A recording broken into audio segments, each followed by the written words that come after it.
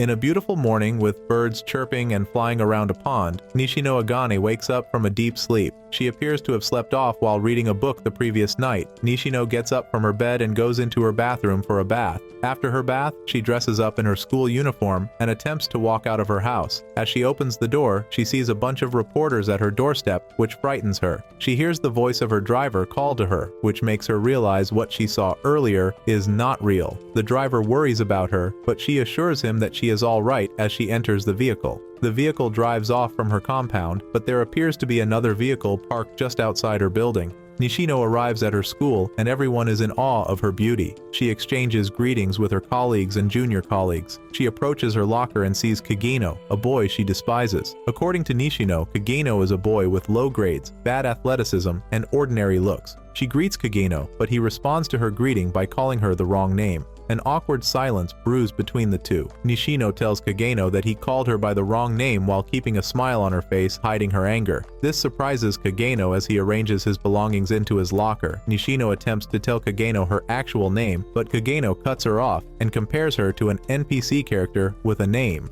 Kageno says he is pretty good at remembering important characters, but he must have made a mistake due to not getting enough sleep. Nishino wonders how he could make such a mistake, since they are both in the same class and have been sitting next to each other for 3 months. Nishino admits to Kageno that everyone makes mistakes, and Kageno apologizes to her, but calls her the wrong name yet again. Nishino tells him her actual name, but Kageno still can't get it as he walks away from her. Nishino dislikes Kageno not because he gets her name wrong, but because he does not like her. Nishino notices that his eyes might turn in her direction, but they are always distant, like Kageno is looking at some different faraway place. In class, news gets around that Nishino has landed the lead role in the upcoming night drama. Her colleagues congratulate her while pointing out that she will be busier than she was the year before. Kageno is sitting beside Nishino, counting numbers completely unbothered by Nishino or her achievement. At the break, Nishino goes into the restroom and reminisces about her middle school years, when she took a break from show business due to a scandal. After the incident, Nishino seems to have been hiding her true self behind a mask.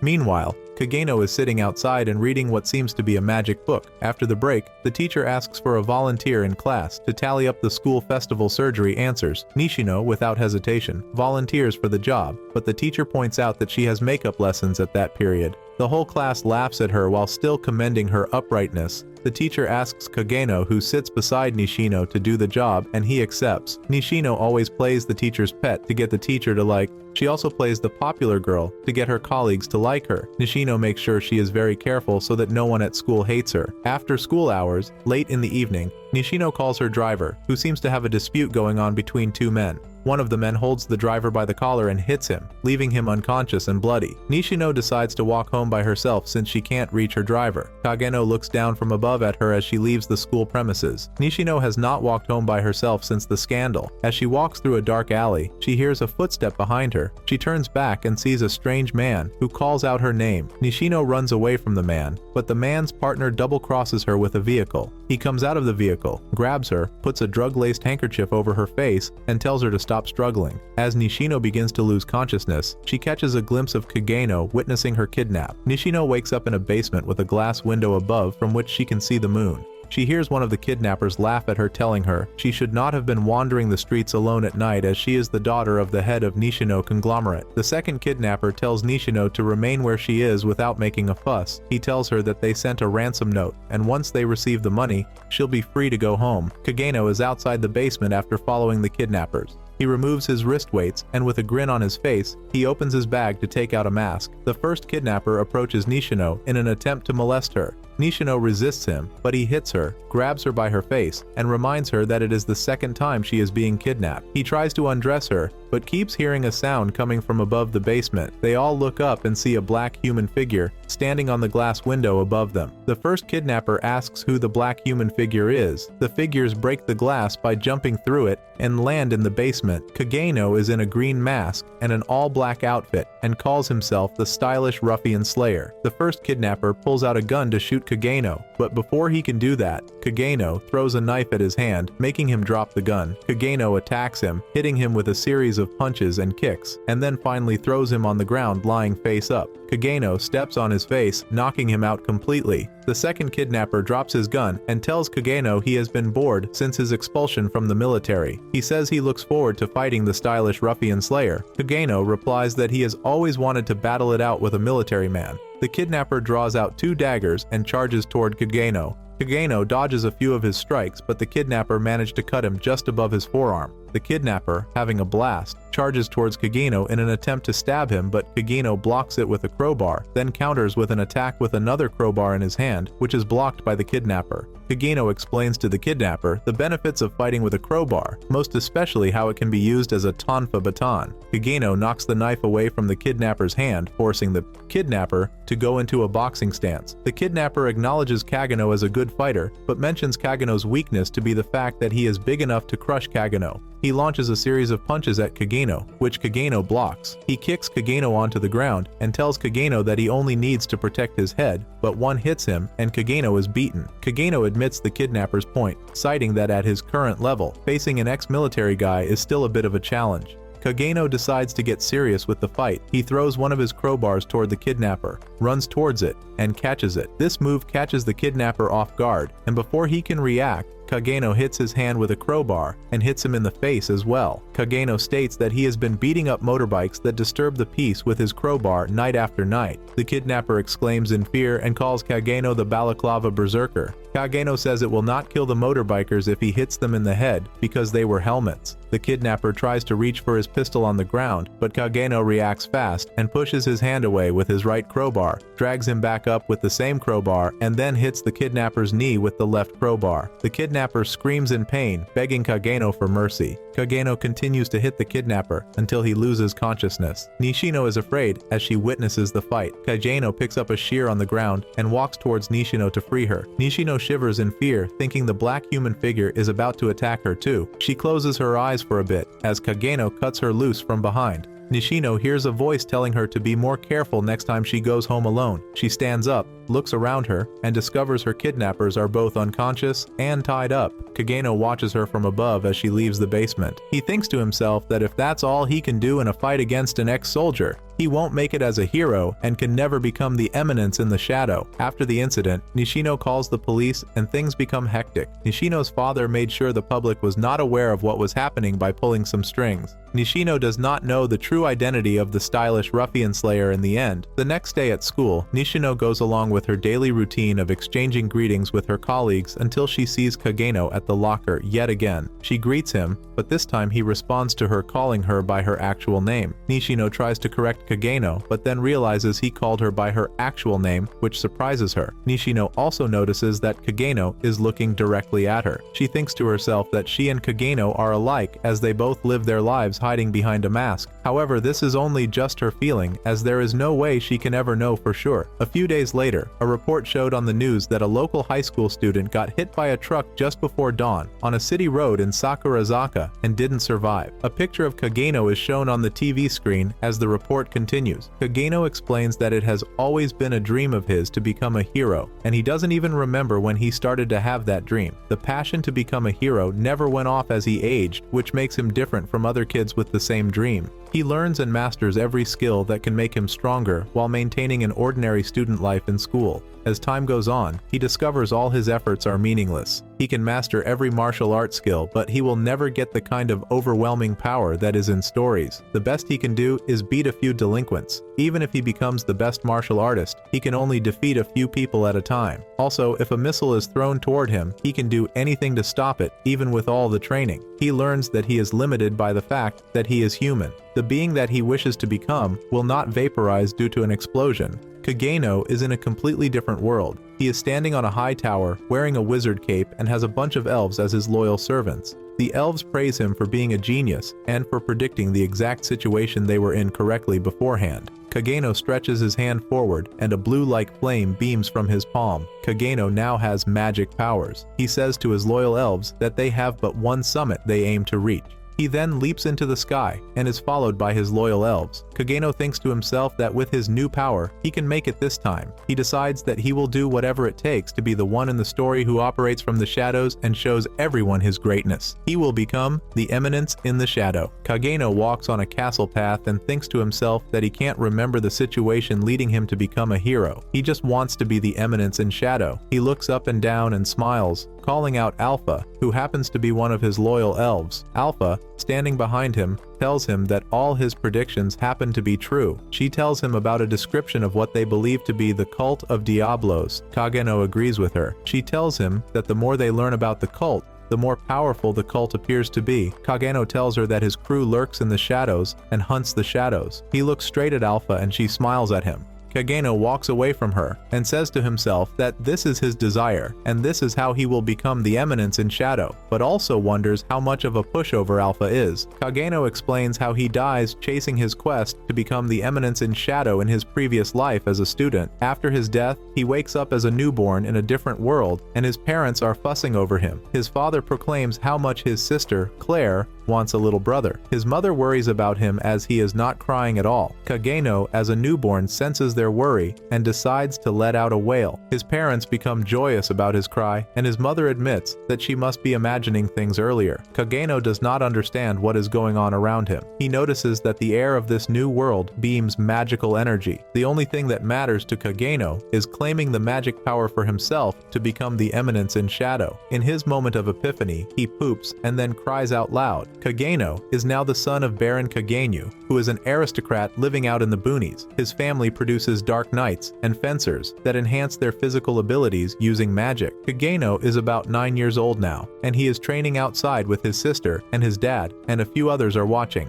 Kageno rams his sword through a large rock and thinks to himself that everyone only has high hopes for his sister who is the Kagenu heir. Claire shatters a rock of a larger size into tiny bits with a swift attack, and the whole family applauds her, including Kageno. Kageno pretends to be the average, ordinary dark knight in training of the family, but under that exterior, he is a terrifying knight that kills bandits at night. Kageno is wearing his slime wizard coat at night as he fights a couple of bandits. He slices 2 of the bandits into bite with his slimy sword technique. He says to the bandits that their business appears to be booming and they should show him all their valuables. One of the bandits emphasizes Kageno being a kid and shoots at him with a gun. Kageno dodges the bullet, which forces the bandit to move backwards. Kageno tells the bandits to show him their stack as he extends his hand and cuts off the head of the bandit with the gun. Kageno has the power to transfigure his suit into any weapon, and he calls the technique Slime Sword. He extends his hand towards the rest of the bandits and cuts them into pieces while admiring how efficient his technique is. Suddenly, a bandit appears behind Kageno in an attempt to behead him. Kageno blocks his strike and tells the bandit that if he works at it, he can survive for about 2 minutes against him. The bandit tells Kageno not to mock him and launches a stab attack, but Kageno blocks it yet again. The bandit says that he might not look like much, but he is a Bushin-style master. He then proceeds to launch an attack that seems to cut Kageno as blood splashes from Kageno's chest. Kageno smiles and tells the bandit that he is giving him false hope and cuts the bandit into 4 pieces from below, citing that the bandit can't even last 2 minutes against him. Kageno proclaims how happy he is with the slime bodysuit he is wearing. He opens the boxes in the area and he finds money, art, and food. As he loots the area, he hears a sound coming from behind him and wonders if it is a cage or a slave as he walks towards the sound. He lifts a veil off the cage and finds a slob that seems to be rotting. Kageno says the slob is rotting, but it is still alive, and wonders if something is possessing it. The slob releases a slight magic wavelength as Kageno attempts to touch it. Kageno recognizes the magic wavelength as a magical overload and smiles. He touches the slob and releases magic power into it, while saying that he can do anything he wants with it without hurting himself. Kageno takes the blob home and starts shooting it up with magic. He performs all kinds of exhilarating experimentation on the blob. After a month,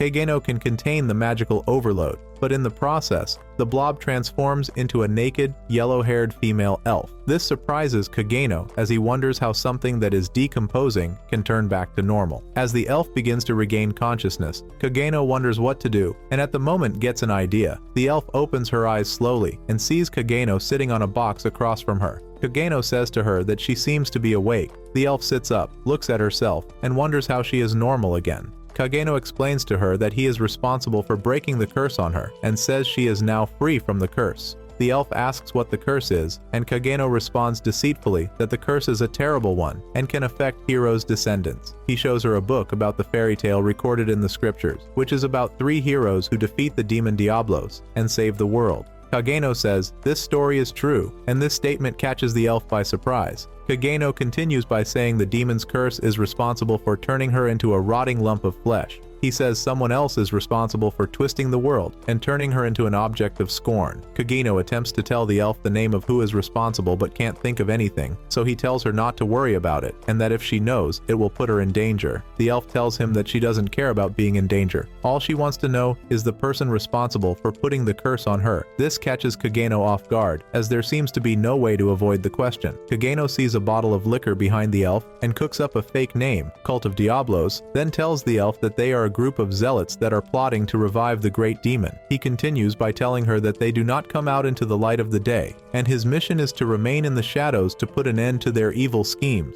He tells her that his name is Stylish but stops and changes it to Shadow. He says he is the one who lurks in the shadows to hunt the shadows. He emphasizes that his path is not an easy one, but he must fulfill his mission. He asks the elf if she will walk this path with him. She says if that is what he wishes, she is ready to give him her life, and she will punish the guilty with death. Kageno says to himself that all the stories are all lies, and he acknowledges that he will likely be up against powerful government leaders, and also people under them that do not know the truth. The elf says she cannot show mercy to any who stand in their way, and they will also need to find other hero descendants to take under their wing. Kageno agrees with her. She moves closer to Kageno in an intimidating way, and says to him that as they expand their organization, they must strengthen their base of operations accordingly, and also collect funds at the end. Kageno agrees with her, and says their organization's name will be Shadow Green, and also names her Alpha. After 3 years, Kageno, who goes by Sid, in this new world, is now a 13-year-old, average, ordinary Dark Knight in training. Sid is training with his elder sister, Claire. Outside on a bright morning, Sid lunges towards Claire and strikes her with his sword. Claire blocks his attack, saying that his lunge is weak, pushing him back with her sword. She runs towards Sid and attempts to strike him. Sid sees this attack and has the skill to dodge the attack, slice Claire's body, and also go for her neck, but he chooses not to defend the attack. The attack hits him and he is thrown into the river. Sid says to Claire that she is too strong. Claire says in a low tone that her brother never seems to make any progress. A maid informs Claire about her mother's call and that the guests are arriving for her farewell party. Claire looks at Sid and tells him that she won't be able to practice with him for a while and he must continue his training on his own. Sid agrees with her but says to himself that it is not an easy job to play the part of a background character. When nobles turn 15, they start attending the Midgar Academy for Dark Knights in the royal capital. Claire attends this school, but as the time for her departure reaches, she is nowhere in the house. Her father vents out that the abductor must be a skilled fighter, as he can overpower Claire. Her mother is angry at the father's remark and violently threatens him. Sid walks from the room with a maid and calls out to Beta. The maid behind Sid transforms into a gray-haired female elf and responds to Sid, calling him Lord Shadow. Beta is one of the new members of the Shadow Green, and the number of members of the organization is now quite large. CID asks Beta if his sister is still alive, and Beta tells him that she is most likely alive, and the kidnapper belongs to the Cult of Diablos. Beta places a map on the table, and tells Sid that Claire seems to be a descendant of the heroes, which is a possible reason for her abduction. The map shows the possible locations Claire might be, but Beta can't figure out the exact place on the map. Sid smiles, makes a knife from the slime suit, and throws it at a spot on the map to denote the exact location Claire will be. Sid tells Alpha to contact the 7 Shadows and tell them that they must move that night. In a dungeon, Claire is in chains. Her abductor tells her that he has a daughter and doesn't want to resort to violence but proceeds to kick her in the face. Claire dodges the kick, and the abductor praises her for being about to dodge even while in magic sealing chains. Claire responds to him by saying that it is not about how much magic one has, but how one uses that magic. She says to him that she learns from her brother, as she spars with him every day, but unfortunately, her brother never learns from her. The abductor asks her if her brother is responsible for healing her during her possession phase. Claire says her brother does not have that kind of power. The abductor agrees with her and says he is going to learn more about that brother of hers. This angers Claire, and she breaks free from the chain, but in the process, mutilates her left hand. She threatens to kill the abductor, his precious family, and his friends if anything happens to her brother. The abductor punches her in the face and knocks her out completely. He says he will know if Claire is compatible after they analyze her blood. A man falls out to the abduction whose name is Viscount Grease and tells him that intruders are in their hideout. He says they are 7 and they are just like shadows, appearing out of nowhere, and they are no match for the intruders. Grease runs to the scene but wonders how the intruders may be so powerful, because some of his knights are good enough to be in the royal guard. Suddenly, a man's head rolls beside him, catching him off guard. He looks forward and sees that all his knights are dead. He sees the 7 elves and asks who they are. Alpha replies by saying they are the Shadow Garden, and it is their mission to annihilate the cult of Diablos. Grease unsheathes his sword and asks them how they know about the cult of Diablos and all its secrets. He launches a series of strikes towards Alpha, but she dodges and blocks every one of them. She cuts Grease on his chest and says she won't kill him.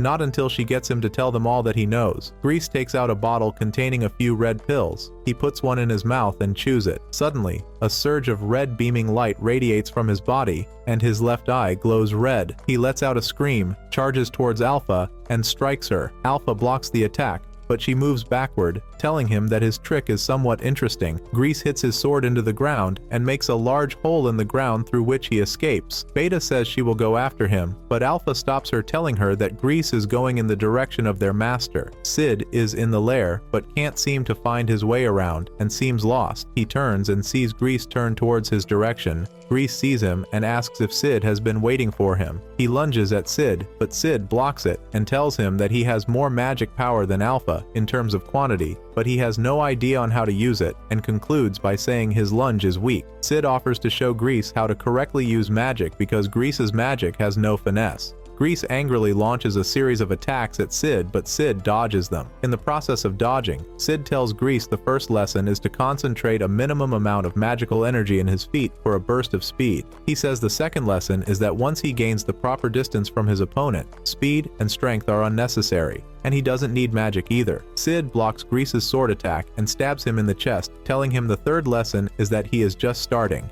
Sid cuts him in a series of attacks. Gressie says to Sid that he doesn't care how strong he is. The darkness in the world is deeper than he can imagine. Sid chuckles and says he will dive deeper as far as he can go. Grease pours the rest of the kills in his mouth and becomes a larger size as he lunges at Sid. Sid blocks his attacks and counters with a blue light magical energy attack. This attack takes Grease out completely. Grease wonders what kind of magical energy it is, but Sid says to him that playtime is over. In Grease's last moment, he realizes that Sid might be able to stand against the darkness of the world and whispers his daughter's name, Milia, as his pocket watch with her picture slowly drops to the ground. Sid picks up the watch, walks away, and says Grease is pretty strong for a regular old bandit. The next day, Claire shows up back home in a very bad mood. After the incident, she sets out for the royal capital to resume at the Dark Knight Academy. Sid stands at the top of the castle and wonders to himself if he also wants to go to the capital. He bets there are a lot of challenges to overcome there and reassures himself that he will be able to go in 2 years. The 7 shadows appear behind Sid, and Alpha tells him that it is already time for them to leave him. Alpha tells him that this is goodbye. This surprises Sid, as he is just standing there looking at the elves with a blank expression on his face. Sid thinks to himself on a train that according to Alpha,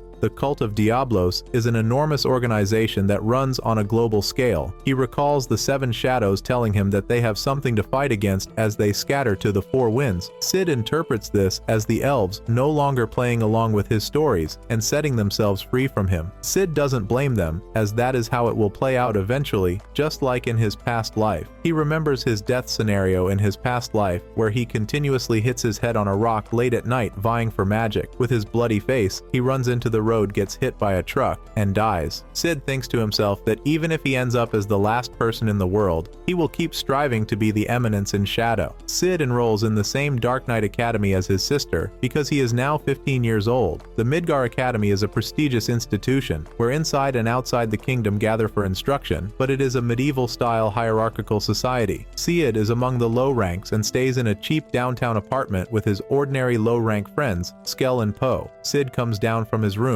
Skell and Poe are waiting for him, and they all rush out together to catch the train to school. On the train, Skell laments about wishing he could live in the dorms on campus, just like the upper-class kids. Poe says to him that there is no place for low-class nobles like them in the abode of the princess and her kind. Sid tells them that they can live in the dorms if they get to be honor students just like his sister. Skell asks if it is like becoming champions at the Bushin Festival, but Poe cuts him off saying they have no chance at that. Sid thinks to himself that he blends in well with the crowd as a background character after 7 months into his academic character, but feels the day of reckoning is already here. Skell asks them if they remember the penalty for scoring the lowest in their previous test. Poe replies by telling Sid to honor his word. The penalty is to confess love to the most sought-after girl in school and suffer her brutal rejection. This thrills Sid as it is the kind of background event he wants to experience. The train stops and the 3 boys get out of the train and walk into the school. As they walk, they see the girl in question,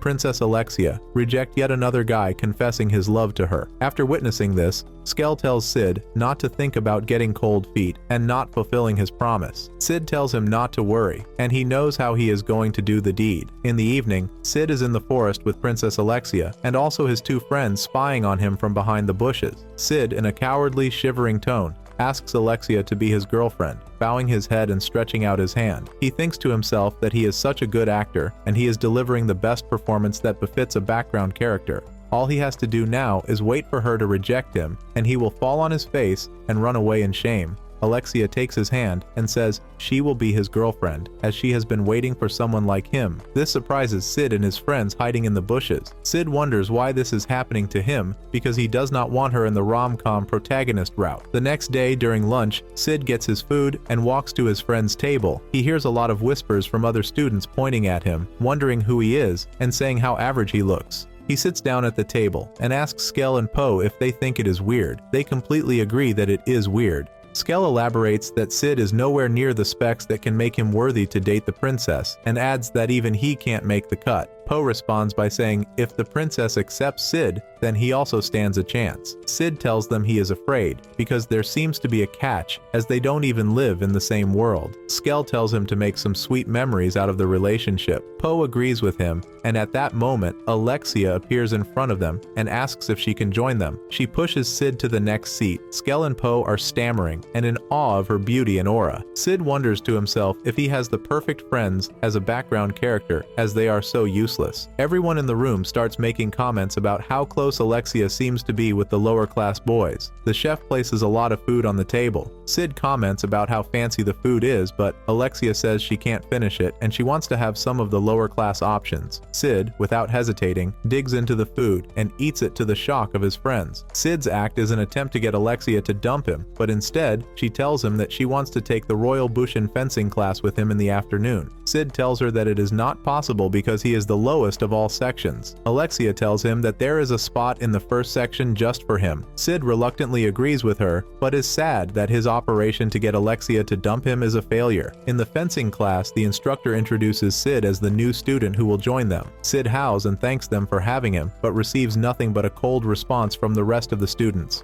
This does not surprise me, because the advisor for the class, Mr. Zenon, is the official royal fencing instructor. Unlike the lower sections, there is an all-encompassing air of constant vigilance in this section. Zenon says to his students that the royal Bushin style they study is original and comes from the traditional Bushin school. He adds that through the help of the genius Dark Knight, Princess Iris, the sister of Princess Alexia, they can rival the traditional Bushin. He elaborates by saying that with strength, they can successfully parry the skeptical eyes of the masses. He looks to Sid and asks him how much strength he has. The students begin training and spar against one another. CID partners with Alexia and they start their sparring exercise. Sid explains that Alexia's attacks do not land, her movements are shown, and she doesn't use much magic either. He thinks at first that maybe she is just trying to match his level, but it turns out she is not. The goal of the practice is to review each other's strokes and counter strokes, and Alexia strictly adheres to that. Sid believes that Alexia is hyper-aware and has a perfect technique that stays true to the basics and eschews any excess, but the technique is very bland and plain. The world sees Alexia as inferior to her sister, who is currently the most powerful Dark Knight in the kingdom. Sid realizes that Alexia's blandness is the result of a lot of effort and is proof of her absolute knowledge of the basics, one step at a time.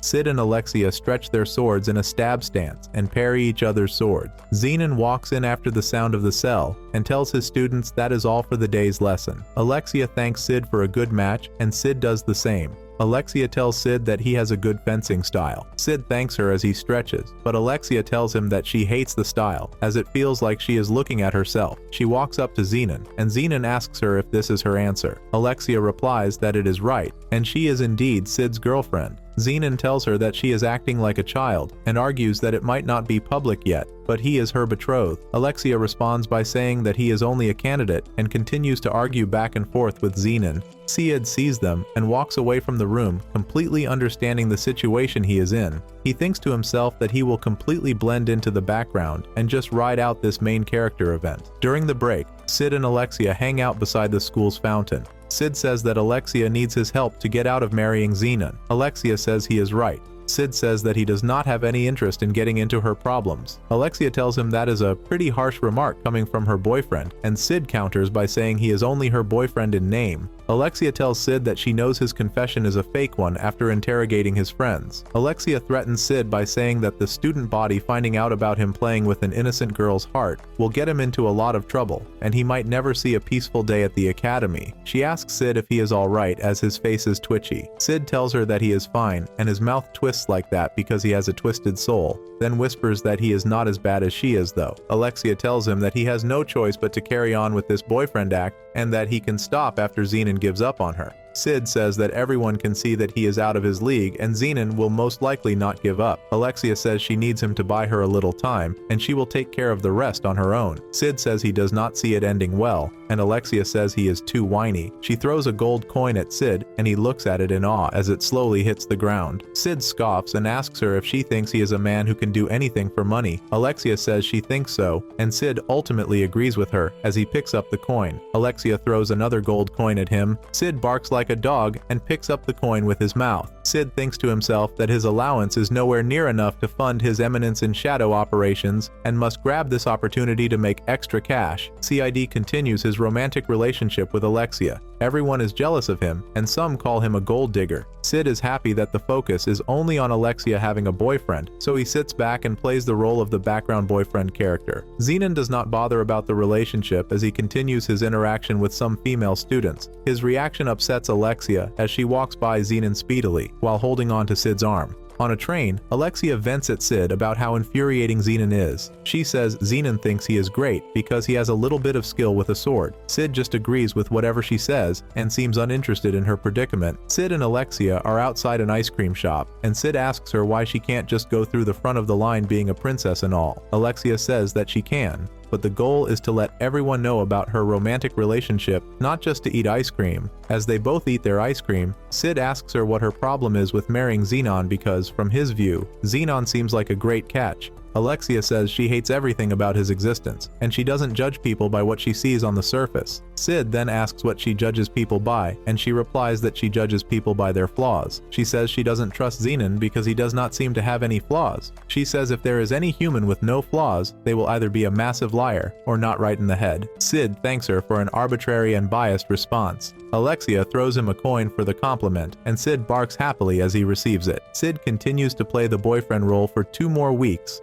It is late at night, and he is riding the train with Alexia. Alexia says to Sid that his fencing is still a mystery to her. She says that he has the basics and nothing else to it, but she can't seem to take her eyes away from it. Sid thanks her, but Alexia says she still hates his fencing style. Sid sighs and asks what is wrong with her, because her fencing seems sloppy and unusually aggressive. Alexia looks at him with disdain, but Sid tells her it is just an observation and she doesn't need to look at him that way. Alexia explains that she wants to be as good as her sister, but she never seems to be able to do so. Even with all her training and efforts, her fencing is still ordinary. She asks Sid if he knows what people call her, and Sid replies saying people call her the fencer ordinaire. Alexia agrees, but points out that Sid's fencing is just as ordinary as hers, and it is unfortunate for him. Sid disagrees with her and says that he likes her fencing style. Alexia tells him that her sister tells her the same thing, but her sister can't seem to understand what is going on inside her head. Alexia says she hates her sword style. Sid tells Alexia that he is not a great person and he doesn't care if an incident kills millions of people on another side of the world. Alexia hears this and calls him the vilest of all scum. Sid continues by saying some things can bother him, things that other people might see as worthless, but to him, they are the most precious things in life.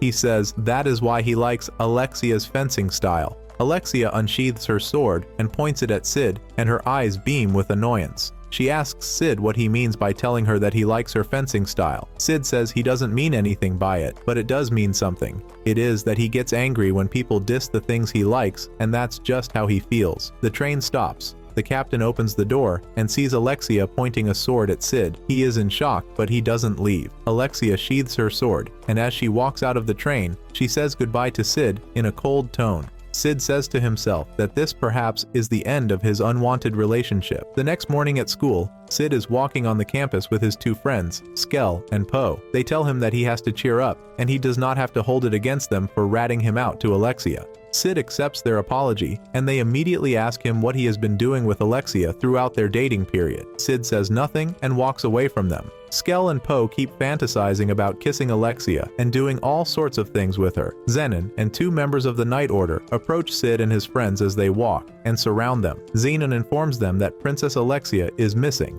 and the Night Order is investigating it as a potential kidnap. Zenon says Sid is now a suspect because he is the last person to have been in contact with her and wants to take him in for questioning. The news surprises Skell and Poe. They shiver in fear and hide behind Sid. Sid looks around and discovers all the knights surrounding them are with weapons. He puts his hand on his head and kneels in front of Zenon. He then says to himself that it appears that he is in big trouble. Alexia opens her eyes, looks around, and finds herself in magic ceiling chains. She wonders if Sid is responsible, but hears the sound of chains coming from opposite her cell. Alexia asks if someone else is there, and a female hunchback with a red and black eye looks at Alexia from the cell across from her. Alexia sees the hunchback and sighs, but her abductor, wearing a white lab coat, enters the cell. He mutters in thrill that finally he has royal blood. Alexia asks him how he is doing and if he is her kidnapper. The man just continues recanting his words as he picks up a syringe in an attempt to draw out some of Alexia's blood. As he draws the blood, Alexia asks him what he wants to do with her blood. The man stammers and says her blood is demon blood, and that he is going to resurrect the demon in the modern day, and laughs. Late at night in the questioning room,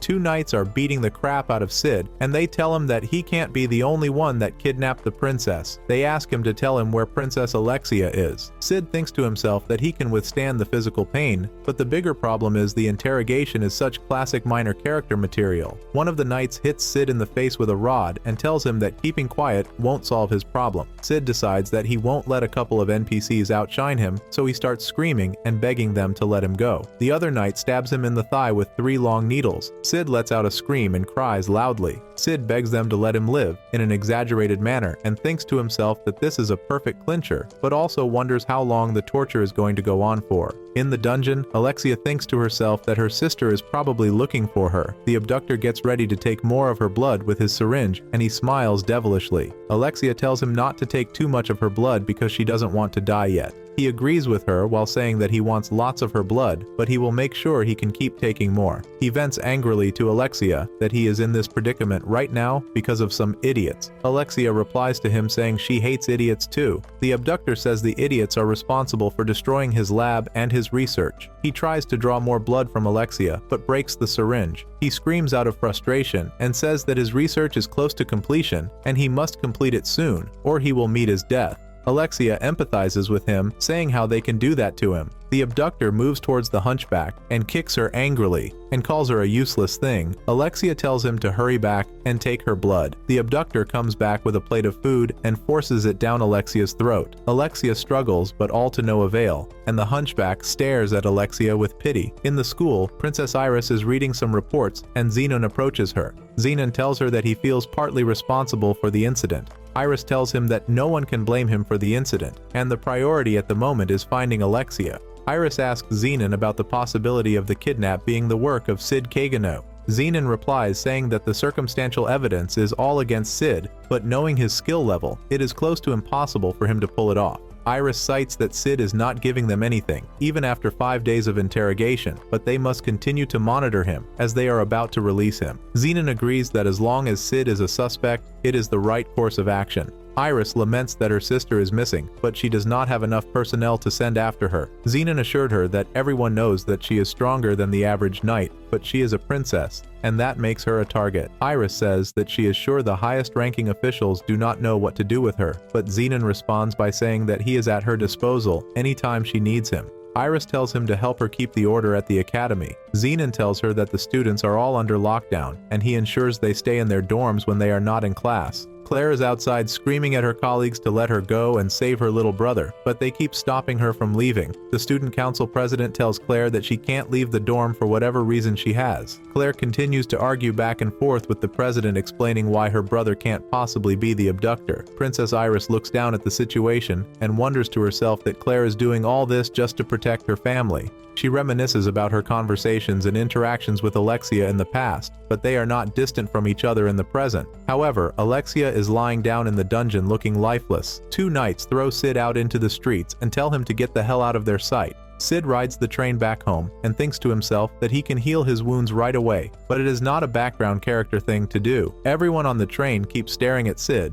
but as soon as the train stops, Sid gets out and walks home. He walks by a female in a hoodie, and she whispers to him. Sid gets to his dorm, opens the door to his room, and sees Alpha sitting on his bed and greets her. Alpha gives him a sandwich, which he accepts, and then asks Alpha why Beta isn't the one in personal assistant duty. He also asks what brings her by. Alpha says she is with him because he appears to be in trouble. Sid agrees and asks how things are going with her. Alpha says they're making progress in their investigation into the cult, and their organization's influence is increasing as well. CD finishes his sandwich, throws the wrap on the floor, and lies down on his bed. Alpha picks up the wrap and dumps it in the bin. She helps Sid undress by slowly pulling off his tie and removing his shoes. Alpha briefs Sid on their progress in finding Alexia's whereabouts, and the possibility of the kidnap being the work of the cult of Diablos. She also says the cult might have members in the Night Order. Alpha tells Sid after they solve the case, he owes her a tuna king sandwich and transforms into her slime suit. She tells Sid to lay low for a while, and she will send word to him once they are ready. Sid waves to her goodbye, but as she walks out to the window, she asks Sid if he wants her to punish his torturers. Sid says there is no reason for that, because they are just doing their job and deserve a reward for a job well done. Alpha tells him that if he ever changes his mind, he should tell her, and she also informs him of Delta's presence and that she misses him. Claire is still arguing and struggling with the student council president, and Alexia is also rotting away in the dungeon. Meanwhile, Sid arranges his room with artifacts, collections, wine, and antiques. All these are to help him complete his Eminence in Shadow collection. He then puts a letter on the table as the final touch. A few moments later, Beta enters the room and is in awe of the setting. She hears Sid's voice saying that the time is here, and the night is a world of shadow, and he gently sips his wine. She informs Sid of the gathering of all the available personnel in the royal capital, about 114 of them. Beta elaborates that the plan is to launch simultaneous attacks on the Fenrir sect hideouts of the Diablos cult in the capital, and at the same time search for traces of Princess Alexia's magic and take her into custody once they find her. She says Gamma will take the general command, while Alpha leads the troops on site and she will be assisting Alpha. Epsilon will take charge of support, and Delta will lead the vanguard and signal the start of the operation. Sid cuts in to show her a letter, and Beta reads it. Sid says to her that he apologizes to Delta, but he will be playing the prelude this time. He says the world will know Shadow Garden tonight and releases his magic aura. Beta stares at him in awe of his magnificence. Two members of the Night Order are discussing in an alley. One asks the other about the surveillance team and says that they must be goofing around and they have no idea how scary their organization might be. They hear footsteps and look back. Sid walks into the alley. As soon as they see him, they throw a boot at him and Sid catches it. One of them asks Sid sarcastically what he is doing with Princess Alexia's boots, and there are traces of her magic all over it. Sid replies that he now understands what their game is. The two knights agree with him, unsheathe their swords, and walk towards Sid, saying he is under arrest for the kidnap of Princess Alexia. Suddenly, a bunch of dead bodies drop behind them. They look back and realize the bodies are of their lookouts. Sid stabs one of them from behind with his slime weapon and kills the knight instantly. The other knight tries to scream at Sid, but Sid cuts both of his arms off. The knight kneels and tells Sid that he can't get away with treating the Night Order in this manner. Sid replies that he has nothing to worry about because after the sun comes up, it will all be over. He transforms into Shadow and kills the knight. Shadow and Beta hear a loud bang across the street. Shadow assumes it is Delta's doing and walks away. In the street, Delta cuts down a bunch of people and slices off the top of a tall building, and Alpha is standing above looking at the damages in the streets. A knight reports to Iris about the situation. She replies by telling them to put security around the school as she is going to the front lines. As she walks away, she wonders what in the world is going on and where her sister is. Alexia and the hunchback hear the loud bangs coming from the streets. Alexia asks her if it is hard to sleep with all the noise, as she prefers to be awake instead. The abductor walks in with a box containing bottles of Alexia's blood. He screams in annoyance about some people coming to kill him and everybody else. Alexia tells him the Night Order never kills anyone unless they need to, but the abductor says he doesn't care about the Knights and he will kill them all. He says he has a prototype and now the Hunchback can make itself useful. He injects a syringe full of blood into the Hunchback, but Alexia warns him not to do it. The Hunchback suddenly beams of dark energy and transforms into a huge monster. It kills the abductor straight away and cuts off the magic sealing chains holding Alexia. Alexia wonders why, but runs for safety as soon as the monster starts destroying everywhere. The monster breaks out into the streets, scaring a lot of people and knights on the streets. Alexia picks up a couple of keys on the ground and says to herself that she has the devil's luck. She frees herself from the locks, picks up a sword, and walks along the sewers. She then comes across Zenon, and Zenon tells her that he can't have her running away from the facility just yet. Alexia asks what he is doing in the place, and he replies that he owns the facility and funds the research of the lab guy. Alexia sighs and says to Zenon that she knows he is not right in the head. Zenon says it doesn't matter as long as he has her blood. Alexia wonders what the deal with her blood is, because everybody keeps talking about it. Zenon says, with Alexia's blood and the research, he will be given the 12th seat in the rounds, and he can say goodbye to his ridiculous post as a swords instructor. Alexia does not understand what the rounds are and asks if they are a group of idiots. Zenon explains that they are the 12 highest-ranking knights in the order. He says it comes with money and fame that doesn't compare to what he currently has. Zenon mentions Iris, but Alexia strikes him. He blocks her Stacy and says to Alexia that he always forgets she doesn't like being compared to her sister. Zenon says her fencing seems better, but she will never be more than a fencer ordinaire. Alexia says she will show him how ordinary she is. She powers up with her magic and nips Zenon's hand. This angers Zenon, and he tells Alexia that he will show her the skills of a future knight of the rounds. Alexia attempts to stab Zenon, but he swiftly displaces her sword and places his sword on her neck. He punches her in the face and she hits the ground flowing with water. Zenon says Alexia will never be like her sister, and she will be coming with him. Suddenly, Sid starts walking towards them in his shadow costume, and Zenon turns to look at him. Zenon calls him a man clad in purest black, but Sid responds that his name is Shadow, and he is the one who lurks in the shadows to hunt the shadows. Alexia wonders who Shadow is. Zenon says to Shadow that he seems to be more bold now after crushing a few of their smaller facilities, but there are none of the cult's core members anywhere near those facilities. He says they are a bunch of cowards going after their weakest minions. Shadow replies, saying whoever or whatever they hunt, the result is always the same. Zenon says it is unfortunate for Shadow because the result is not going to be the same this time, as there is a core member of the cult present, and he points his sword at Shadow. Zenon says he is the hunter now, and he will take Shadow's life in the service of the Knight of Rounds. He lunges at Shadow with an attack which causes a minor explosion and smoke. After the smoke clears, Zenon sees that Shadow is not in front of him anymore. Shadow, who is now standing behind Zenon but in front of Alexia, asks Zenon where the core member of the cult is. In the streets, the Night Order gives different orders to evacuate people and protect them from the giant monster that is destroying everything around them. Some knights fire gunshots at the monster, but the monster clears all of them from sight. A group of dark knights attack the monster from behind and slide different areas of its body. The monster heals up its cut, and this shocks the Dark Knights, and they wonder how that is possible. The monster swings its hand at them, but they dodge its attack by moving backwards. Princess Iris runs to the top of the building beside the monster, leaps into the sky, and cuts the monster with her sword. As soon as she lands, she tells the rest of the Dark Knights that the injured should retreat, and they will all soon desert the district, but she discovers that the monster is healing up itself. The Dark Knights are in shock, as the monster is healing from an attack from the princess. The monster swings its hand at her, but Iris fuses her sword with magic, making it red hot, and cuts through the monster's hand. She then pushes the monster into the wall with her sword. The monster sits up and regenerates its lost arm. Iris decided to cut the monster into pieces so small that it wouldn't be able to regenerate from them. She continues to slide off the monster in several multi-attacks. At that moment, Alpha appears in front of her and tells her that she is only making the monster suffer. Iris asks who she is, and Alpha tells Iris her name. The monster tries to smash Alpha with its palm, which breaks apart the ground, but Alpha leaps into the sky. This move shocks Iris as she looks up and sees Alpha descend from the sky. Alpha says to herself that she knows that the monster is hurting, but now it won't suffer anymore. She transfigured her slime into a sword and infused magic energy into it. The sword beams a ray of blue light, and Alpha hits the sword on the monster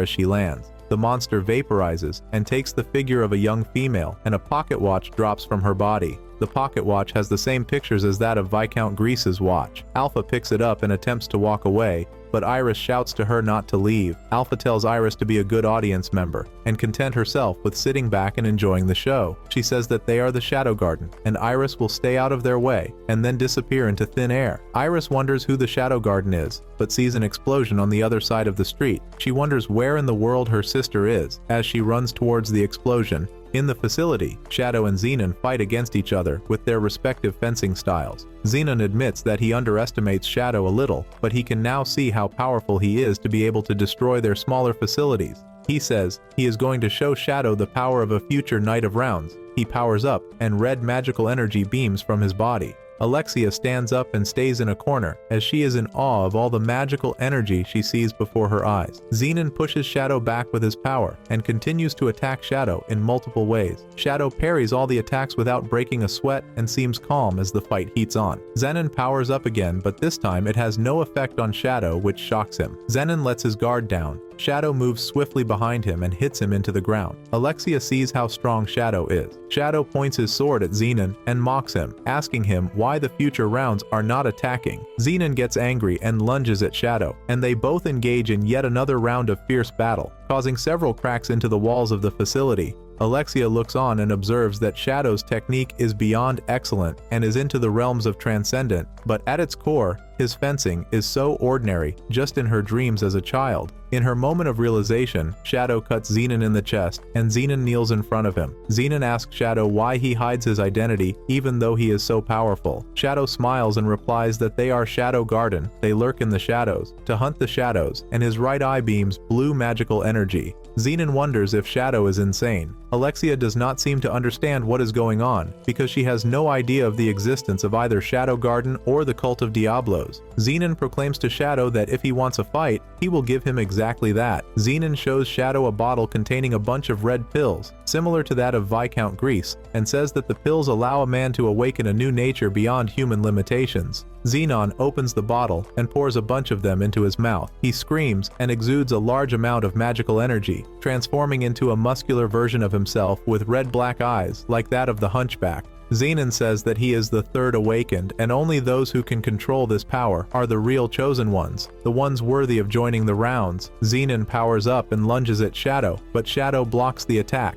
The attack and the parry cause a shockwave that destroys parts of the facility all around Alexia. Alexia looks up and sees a large amount of energy illuminating from Zenon and Shadow. Shadow tells Zenon not to claim to be almighty if this is all he can do, as it is blasphemy against the Almighty. Shadow parries Zenon's attack, punches him, and then kicks him to the ground. Shadow says there is no road to almightiness for those using the strength that they borrow. He steps into the bottle and covers the area with a blue magical barrier. Alexia is outside the barrier, but she looks on. Shadow says playtime is over. Zenon can't believe his eyes and says there is no way a human can have this much power. Shadow tells Zenon about the story of a man who wishes to be able to withstand a nuclear bomb. He says the man developed his muscles, honed his mind, and perfected his skills, but there were yet heights the man could not attain. Shadow says he didn't allow himself to give up. He doesn't want to vaporize due to a nuclear bomb. He must become nuclear himself. Zenon says he is insane and tries to cut him, but the word shatters into pieces. Shadow raises his sword and tells Zenon to learn the true meaning of Almighty, and that this is his almighty power. He concluded by saying he is atomic and releases his energy in the form of an explosion. The explosion radiates a huge blue light that can be seen by everybody in the kingdom, ripping a massive hole in the middle of the kingdom. Iris sees the light and decides to follow it, screaming her sister's name. After the explosion, Alexia is inside the massive hole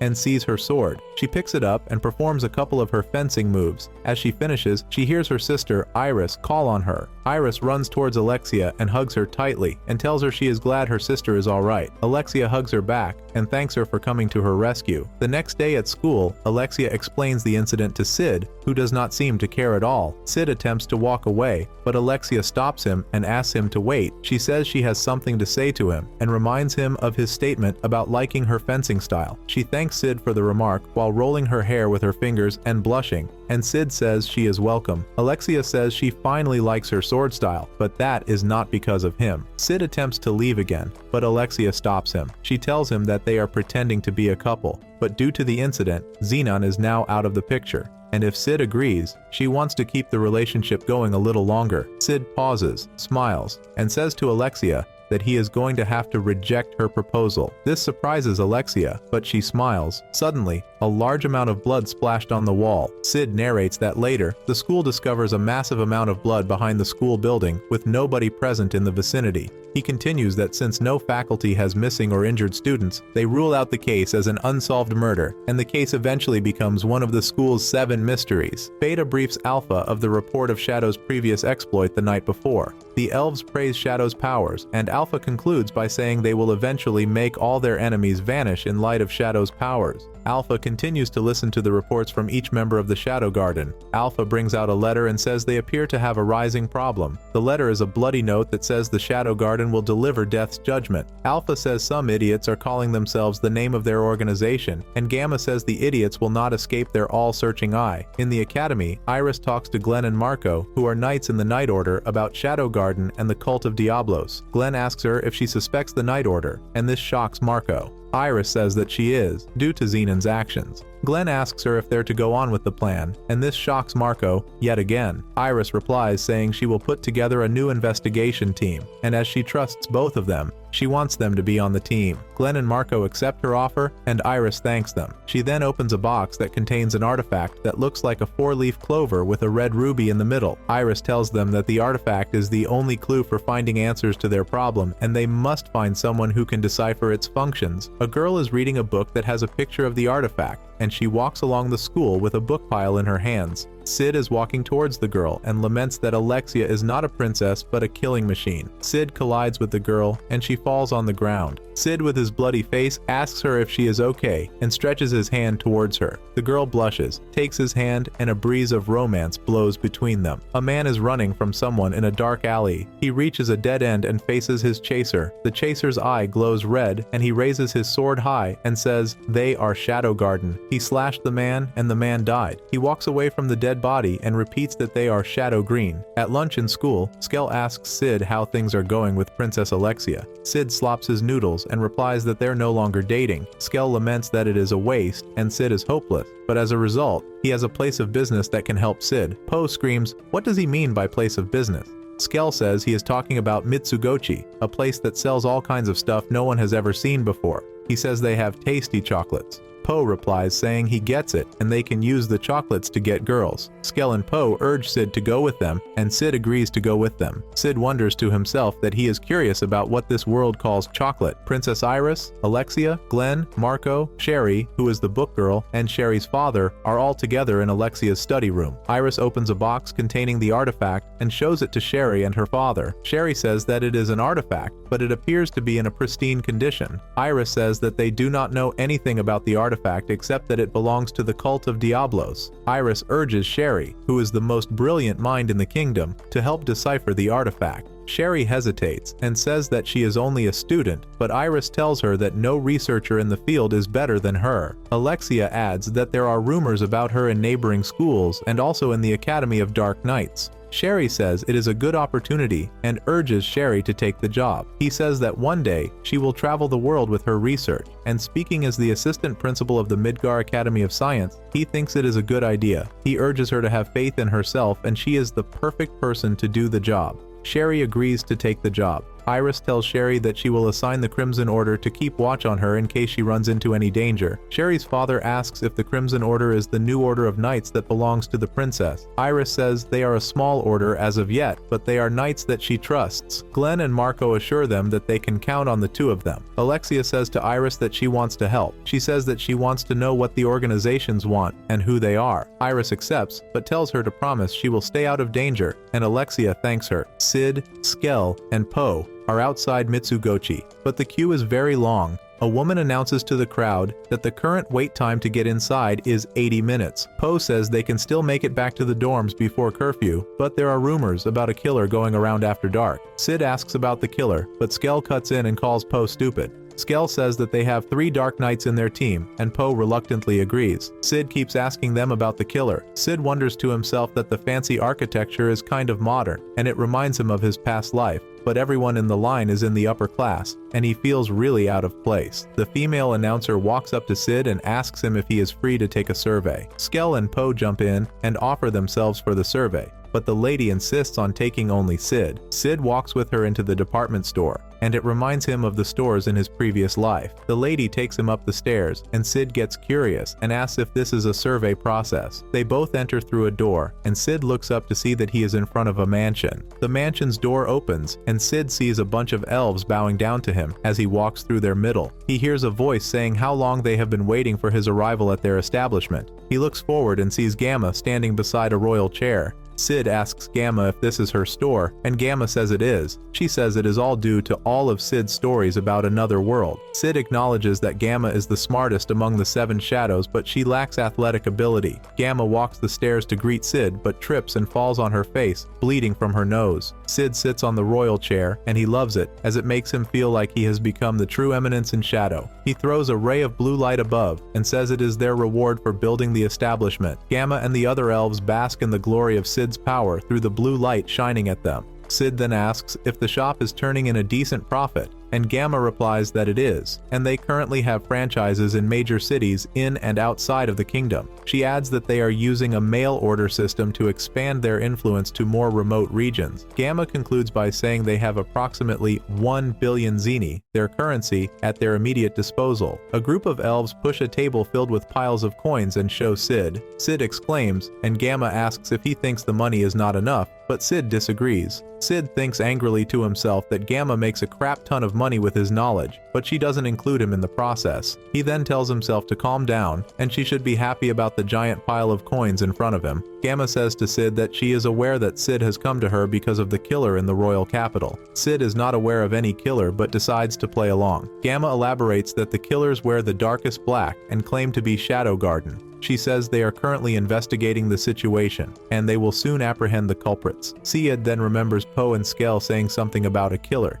He also remembers the bloody wall incident and says to Gamma that he has an idea who the killer is and he will look into it. Gamma praises Sid for his wisdom and then calls one of her girls to come forward. Gamma introduces the survey lady as Nu. She is a new member, and Alpha acknowledges her skill. Nu says it is an honor to serve Sid, but he says he will call whenever he needs her, and attempts to walk out. He stops and tells Gamma that he wants some chocolates, but uses his slime to pick one of the coins and hides it in his trousers. He laughs with Gamma so that she won't be aware of his stunt. It's late in the night. Skell, Poe, and Sid are running to their dorm so that they won't miss the curfew. Poe blames Sid for making them late because he keeps flirting with the survey lady. Sid says he is sorry and he will give them chocolate, but thinks to himself that he can't believe Alexia will go around killing people indiscriminately. As Sid is running, he senses a clash of swords coming from a dark alley, and he stops. Skell and Poe ask him what is wrong, but Sid tells them to leave him, and he pretends like he wants to take a dump. Skell promises Sid that he won't tell anyone he is about to take a dump outdoors. Sid tells them to leave without him dramatically, and they leave him, but promise they will forever be Sid's friends. Sid stops pretending and looks to the dark alley. He thinks to himself that it doesn't bother him that Alexia wants to become a homicidal maniac, but if she is going to claim to be from Shadow Garden, he doesn't plan to let that go unpunished.